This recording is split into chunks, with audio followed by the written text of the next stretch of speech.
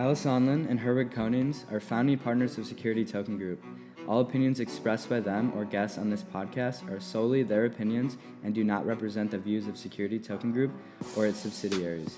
You should not take any opinion expressed on the show as a specific inducement to make a particular investment or follow any investment strategy.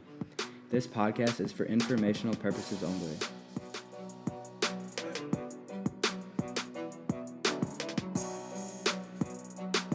Welcome, listeners, to the Security Token Show, coming to you from sunny Miami, Florida. I'm your host, Kyle Sonlin, and with me, as always, is my co-host, Herwig Konings. We've got the latest industry news, information about the newest STOs, followed by our secondary market update report, all topped off with our main topic today, which is explaining how a right of first refusal could work using security token technology. Hello and welcome, especially to those of you tuning into the show for the first time. I hope you enjoy this one. If you're a first-time listener, you should also know we can't start the show off, of course, without doing Company of the Week awards. That's where Kyle and I award two companies making the biggest moves in the space last week. So, who do you have for this week in episode 65, Kyle? Well, I'm glad you asked, Herwig. My Company of the Week this week is a firm that has been in the industry now for a few years and has consistently been looking to promote the security token industry in any way they can. I'm talking about Draper Goren Holm, who are responsible for the biggest blockchain and security token events, including LA Blockchain Summit and the Security Token Summit. We've covered these events in the past, and I have an update on their most recent event later in the show, but this week, Draper Goren Holm gets my Company of the Week nod for a very different reason. According to their newest announcement, Draper Goren Holm has announced the closure of a $25 million blockchain investment fund. The firm noted that while they're based in LA and California, the fund will be focusing on Europe as well, with a new office opening in Vienna, Austria this December. So $25 million of fresh capital is a big deal, and we know that their current portfolio companies include some security token businesses like Vertalo or Onera. So we have to hope that some of the capital will be injected into some of the great infrastructure companies in the industry. On top of that, the fund is already deploying capital, with consecutive announcements this week confirming the fund's participation in Israeli digital securities exchange Symmetria. Not much is known about the exchange, but it's an amazing sign for the industry and yet another great reason to recognize the work that Draper Goren Holm is doing for the digital securities and security token market. So bravo to all involved, including Alon Goren and Joseph Holm, who both Herwig and I know very well through leading panels and attending events they've hosted in the past, and we can't wait to see what they do in the future. This one was expected at some point, Kyle, and absolutely a great time to be closing on a $25 million fund in the space. I don't know if there's actually any bigger ones at this point specifically dedicated to security tokens. But furthermore, as you pointed out, Onera, Vertalo, those are original companies. I believe they started with actually a $3 million seed investment from Draper, their Tim Draper, the famous billionaire venture capitalist. And it seems that they've been so successful that they're able to raise a bigger fund, I'm sure an even bigger one after that. So congratulations, Draper Goren Holm, for the Company of the War nomination. And of course, Symmetria, also good news there. Another digital securities exchange, Israeli-based. That's awesome. Yeah, we're going to have to get you more information on them when we can. How about you, Herwig? Who's got your award this week? Well, Kyle, my Company of the Week has to go to Sports D3 this episode because they secured their license to operate a virtual assets license in Estonia, which means that they can also support security tokens through that very license, if you didn't know. So per their press release, Sports D3 is described as providing professional sports teams with an innovative alternative to raising funds by facilitating crowd formation of capital on its DLT-powered platform, where clubs are able to digitize, securitize, and sell their assets to fan investors in the form of security token offerings. So that's awesome, obviously. Off the heels last week, by the way, that Estonian LLCs can now be tokenized.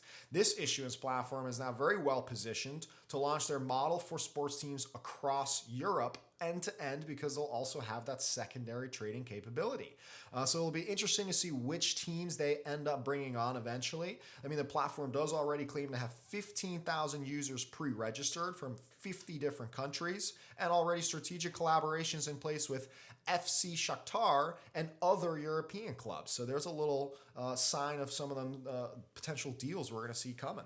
And the tokenization of sports is a thing, people. I wrote a great article on it, I think, on the Security Token Media Medium channel. If you want to learn more about the different ways it can happen on, you can also listen to episode 12 of the show last year where we talked about tokenized sports contracts. So clearly not the first time this is coming up, but still very, very cool. Kyle, what are your thoughts? I love the idea of tokenizing sports assets. Whether it's through these contracts that we've talked about in the past on episode 12, whether it's tokenizing the teams themselves or anything else, you just have such a strong and vibrant fan base for any of these teams. It seems to really be a successful application, and so I'm really excited to see applications like Sports D3 and others that are going to be launching to provide this platform. It just makes so much sense.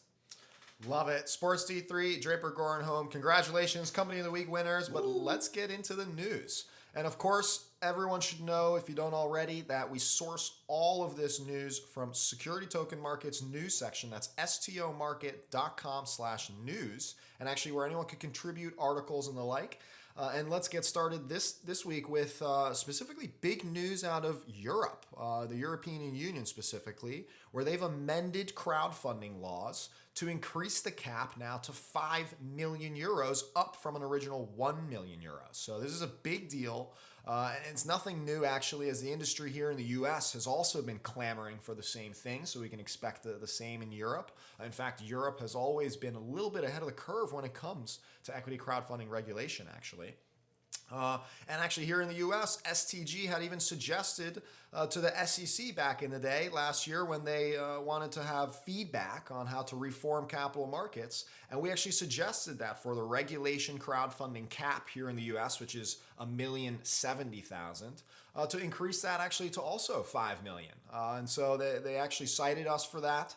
They're considering it, and now with European Union also changing it, it's probably well expected that the SEC will also follow suit. So that would be huge news across the world, but also especially in the US if that change happens as well. Again, we know the industry very much so would like that change to happen. So we'll certainly keep you informed. Keep listening to the show, and we'll let you know when that happens. And shout out to the 30 or 40 of our listeners that actually co-signed the document we submitted to the SEC with our feedback. We launched that. That was episode 1 of the podcast, and we got a ton of positive support and reception, and as a community came forward to help provide our feedback and context. And clearly the SEC's watching, and potentially even the European Union is looking at similar kinds of changes. So thank you, and continue to keep those dialogue going with regulators. They are listening and they want to help. And you can see it's having a positive effect. Absolutely.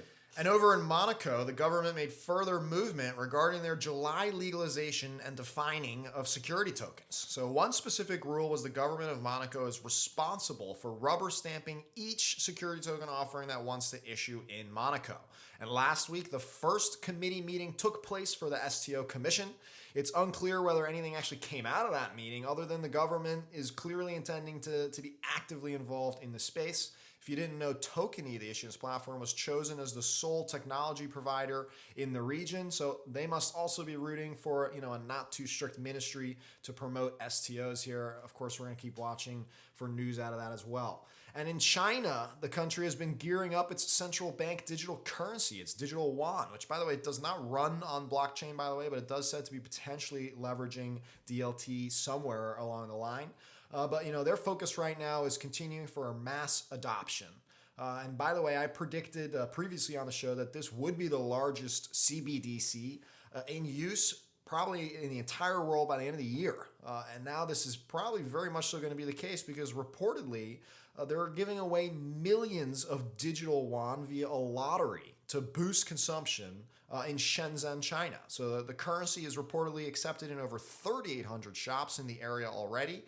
It's truly incredible how fast China is really digitally transforming its entire financial infrastructure, including with security tokens, folks. I'm sure we will hear more news on that too, considering the People's Bank of China has already tokenized government bonds for the public to participate in. And alas, no big industry news in the US other than kind of this funny-ish article that highlights some of the scammery that went down in the ICO days. So the notorious John McAfee, who has been on the run for several years now and has a cult technologist following, has officially been charged with fraudulently touting ICOs and was arrested in Spain for tax evasion and is now, actually facing extradition to the US.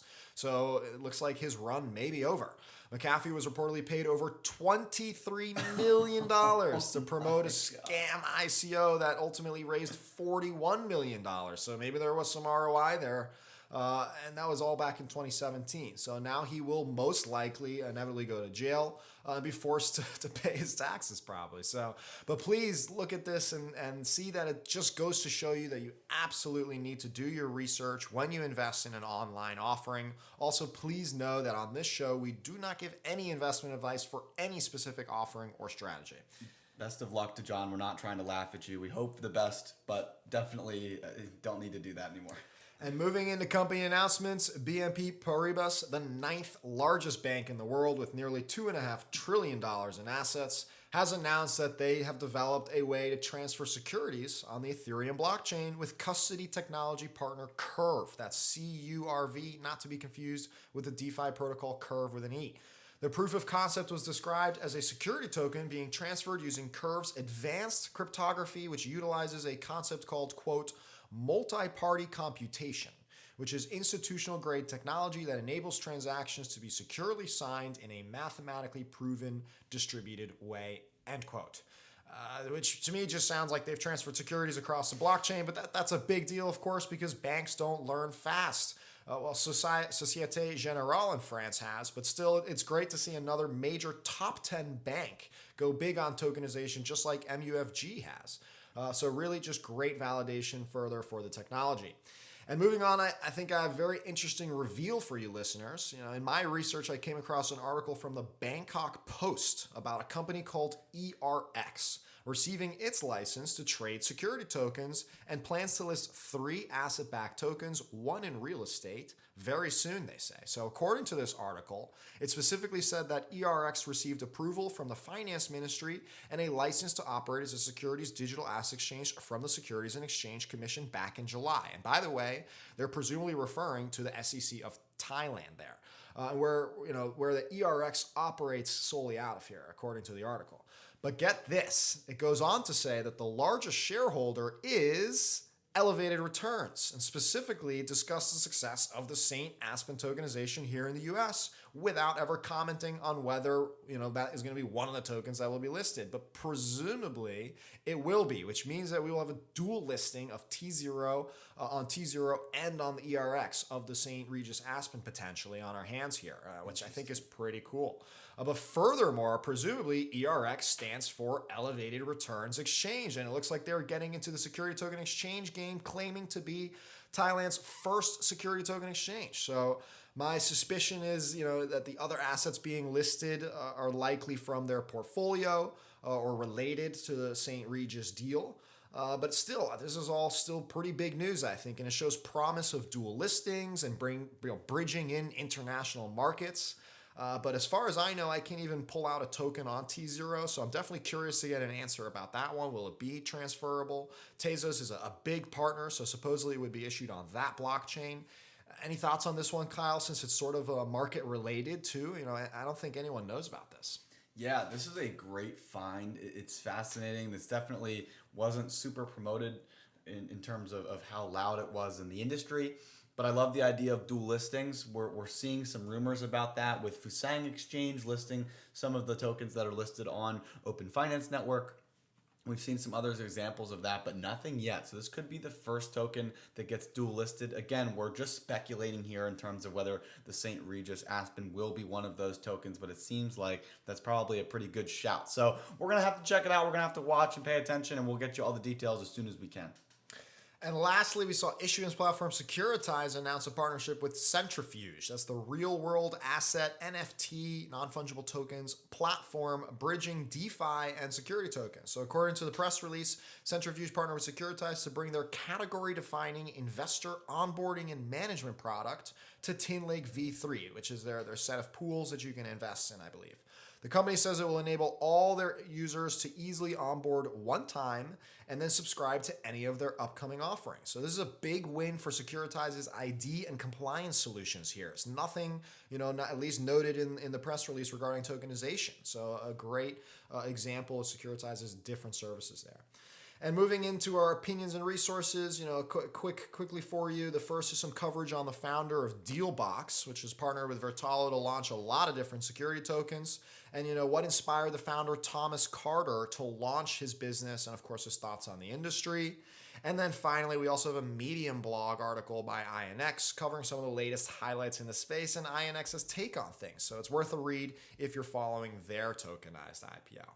And that's what all I have for you when it comes to last week's industry news. So Kyle, are there any industry events coming up? Well, there's no recently announced upcoming events, folks, but after a great LA blockchain summit last week, I can confirm that the full thing is now watchable on YouTube. So if you go to LA Blockchain Summit's YouTube channel, you can literally watch about 40 hours of straight panel content for your enjoyment. That includes blockchain, DeFi, crypto, and of course, security tokens. So go check that out. Watch anything you can. I'm sure you'll be able to find any panel you may have missed. Lots of great names at that event. And while you're on YouTube, you can also go to the Security Token Show, where we have all our main topic clips for all our past episodes if you want to kind of just digest some thought leadership while you're there. Absolutely. Any of those topics you may not be fully solid on, you can just check out that 10 or 15 minute main topic, get the rundown, and you're good to go. But let's move on. What's the latest in security token offerings, Kyle? Well, tokenized venture capital firm Blockchain Capital released its newest fund net asset value, or NAV, report this week,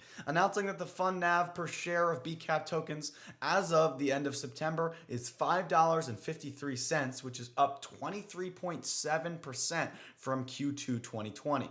The fund noted that the Q3 increase was primarily driven by a few crypto assets in the fund's portfolio, specifically Nexus Mutual, Filecoin, and Bitcoin. The NAV is now up 49.1% year to date. And it's also important to note that these performance figures are net of all fees and estimated carry, so the numbers account for all those additional fees. So you're up 49%, or at least their portfolio is up 49%. With the current token price of $3.45 on Open Finance, the token hasn't yet responded to this news. Perhaps we're going to see an increase in the future, or maybe the lack of liquidity and market making for the asset will continue to hold the price back. If you want to hear more about the valuing of a venture fund using the NAV value calculation, you can check out episode 52 of the show. And as we mentioned, you can listen to just that segment of that podcast episode if you check out episode 52's highlight on YouTube to hear more about NAV values and how that should affect the price. We also have a small update from the Wave Financial Tokenized Whiskey Fund that we have covered a couple times here on the show. And so they announced that it will be hosted on the Symbol blockchain. And so Symbol blockchain is the newest evolution by NEM, N-E-M, which was a blockchain protocol that launched their own token offering in 2017, but has recently migrated from its previous blockchain to this new upgrade called Symbol. As we've seen in secondary markets, many exchanges and marketplaces are blockchain agnostic, so it shouldn't really affect very much for the end consumer for this offering, but it's news regardless, and this is the first STO that I know of using this new Symbol blockchain. All right. And new STOs, we have a $5.6 billion Japanese bank known as SBI Holdings, who's announced a partnership with Switzerland-based Signum Banking Group to launch a fund targeted towards, quote, investing in digital asset-related companies, mainly in Southeast Asia and Europe. The fund stated that it intends to tokenize companies' equities and in the future would seek to raise funds directly from market through STOs.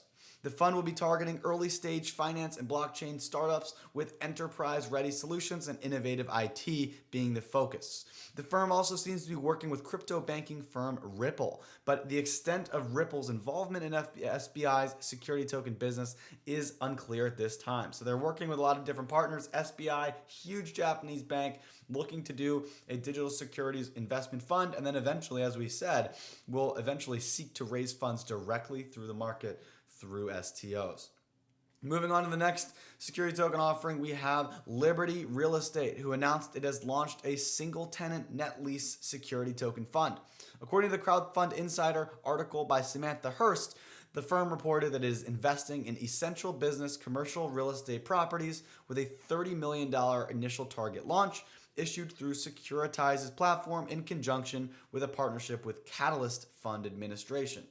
The press release from the firm provided a little bit of extra clarity, saying, quote, Liberty Real Estate Fund is utilizing security tokens to unlock commercial real estate in the United States to create liquidity in a traditionally illiquid industry. Liberty will also enable investors to receive income and build equity for token holders through property cash flows, loan principal paydown, price appreciation, and the ability to utilize the ownership of the asset as collateral for other investments. Very exciting stuff, and it's so great to see even more real estate innovations coming around the world. Finally, we have Coinlinks, and Coinlinks is a social networking platform that leverages blockchain technology, and they're seeking to raise $5 million via a security token offering. The Series A is going to be conducted through both a Reg D and Reg S filing, allowing for both U.S. accredited investors as well as international investors to participate. The valuation and the other terms were unclear, but they have now officially announced this fundraise, and if you're interested in doing more research on this offering, you can check that out at coinlinked.com.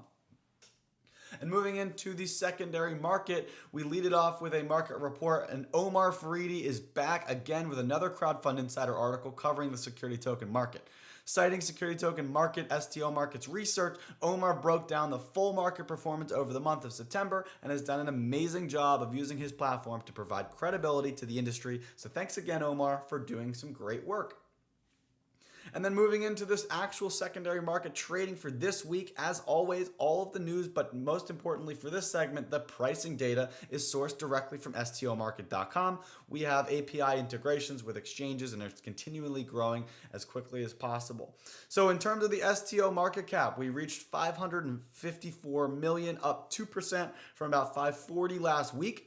So that's fantastic. And it was driven by a strong week from Overstock, which was up 7% and broke up to about $71, closing the gap between the public stock to around 10%, where it's sitting at $80 a share. So the Overstock tokenized shares are at about $71, and then the common shares on NASDAQ are at $80 a share. So it's interesting to note that today, Overstock closed in the black while the common stock closed in the red, noting or signaling that the tokenized shares don't in fact trade as exactly mirrored to the public shares, and that the two are not exactly mirroring each other.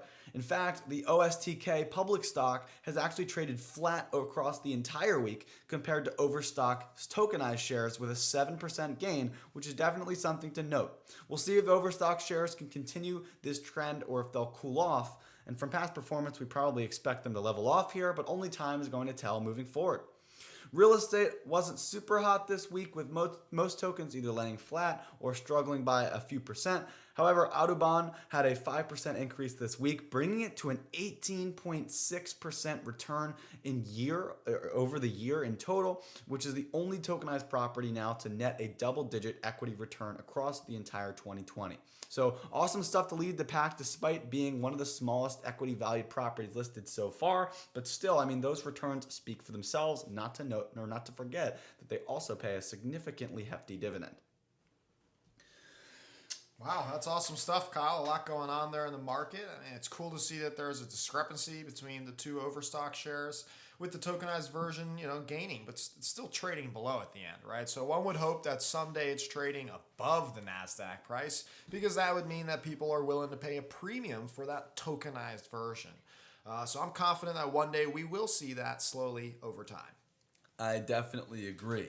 But in the meantime, let's get right into the main topic, Herwig. You were talking about an idea the other day about how an issuer might leverage a smart contract to create programmatic rights of first refusal, commonly known as a ROFR. So let's use today's main topic to really flesh that one out a little bit. Do you care to break down the basics for our listeners? Absolutely, with pleasure. It's been a topic I've been noodling around for many months now, and it's actually fairly simple, but also really important when it comes to the true digitization of investments. But first, let's of course break down ROFRs and what they're used, and also ROFR is a fun thing to say. And it's pretty self-explanatory as it is a right? So otherwise seen as an investor protection and benefit, and even can be a strategic advantage. And in this case, it is used as a right to refuse or invest, typically in future offerings, but it could be actually used for a number of things. The most common example of a ROFR is when you are investing in a business, typically as an angel or a venture capital investor, and you may want to protect your investment and even potentially buy more in future financing rounds. So therefore, a ROFR gives you the privilege of first choosing to take the offer before it goes to the rest of the market. And if the issuer went to the market without first offering you a deal, or even if they meet with you and then revise their deal, they need to then come and notify you again of the new opportunity. That's how the ROFR works. All right, so a ROFR in your scenario protects the investor from the issuer going to market with a discount on their first offer to you, and also gives you the right to see any investment opportunity from the issuer first, kind of like a priority card. Exactly right.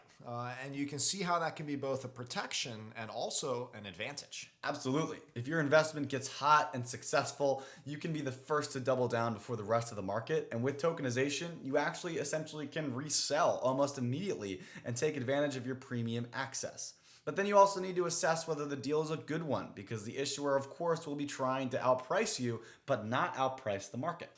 Yeah, that's also true. And it can also be strategic in simply preventing dilution for an investor. And a ROFR can be chopped up also by allocation size and by the type of stock and other traits. All right, so let's not get too complex in that regard, but what other ROFR examples can you see in a security token context? Well, since we kind of know the basics now, instead of getting complex, let's get advanced. A ROFR can also be put in place for M&A purposes. That stands for mergers and acquisitions.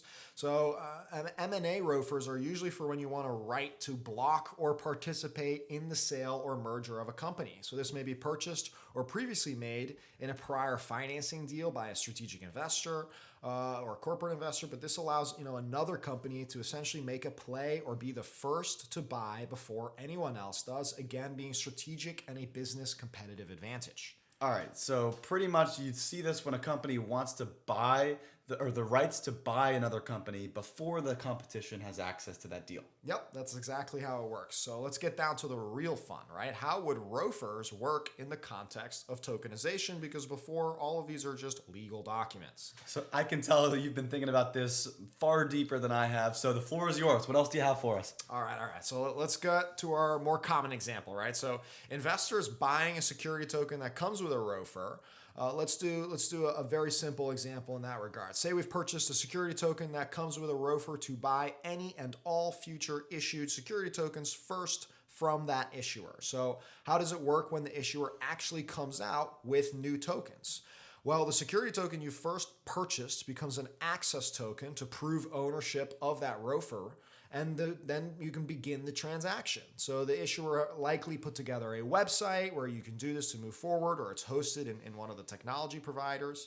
From there, an atomic swap can be initiated to allow the immediate purchase of whatever tokens are available in the counterparty wallet that can only be traded, using a wallet that holds the original ROFR tokens that you purchased, essentially creating programmatic, guarantee that ROFR is allowing you to purchase those tokens. That's a really cool and use case. And like you said, you can program it different traits. So like the number of tokens that you can buy from the wallet, setting an allocation amount for the ROFR token, and then you could issue more ROFR tokens to more people with separate allocations. Or match the number of tokens so that if the token is worth $1 when I bought it, that entitles me to $1 worth of those the ROFR allocations, which means that if I invested 1 million, then I'd have the right to buy 1 million future tokens. You nailed it exactly right, man. And that's where tokenization and smart contracts allow you to do all sorts of crazy new things. Think about doing this on a programmatic level. As an investor or a fund manager or whatever, I could set up my instruction to programmatically purchase tokens at a certain price as they are issued, allowing me to automatically purchase assets without needing to get involved in one single step other than setting the criteria. And I was able to do it all thanks to my ROFR right. Now that's programmatic asset management right there, Kyle. So that's amazing. And because these have value that will build into secondary market value, similar to preferred stock versus common stock. So it's really interesting to think about how those models work. And I can really see ROFRs actually becoming a thing, Herwig. How about that M&A example? Right. So with the M&A example, it is less about the market of investors and it's more about the two counterparties, right? So why would a company want to buy a ROFR to purchase a company with tokenization over the traditional way? So it's the same reason, of course. Programmatically being able to buy other companies is useful. I can think of this becoming very common in real estate or simply securitizing the ROFR so it can be sold to somebody else or having an immutable record of ownership to that ROFR. And of course, I'm sure there are many other benefits. So that makes sense to me, Herwig. I mean, it seems like adding a ROFR to a security token isn't necessarily going to be commonplace in the industry, but it represents just another post-issuance service that issuers can provide to investors programmatically, meaning that it's both automatic and also a scalable solution that doesn't require crazy paperwork or documentation like we'd see in the traditional world. It's a niche but incredibly relevant and exciting addition to the tools of tokenization and really shows the benefits that a security token can provide to the financial sector. Yeah, it's the little things, And on that note, that is all the time we have for you on the show today. So I hope everyone enjoyed and learned something. Of course, we are happy to answer any questions and feedback on anything we discussed on Twitter or LinkedIn. And better yet, you can join us online at stomarket.com/news, where you can actually submit articles, add comments, or even ask questions to the community. Meanwhile, we hope to catch you next week on Tuesday for episode number 66. Thanks again for listening.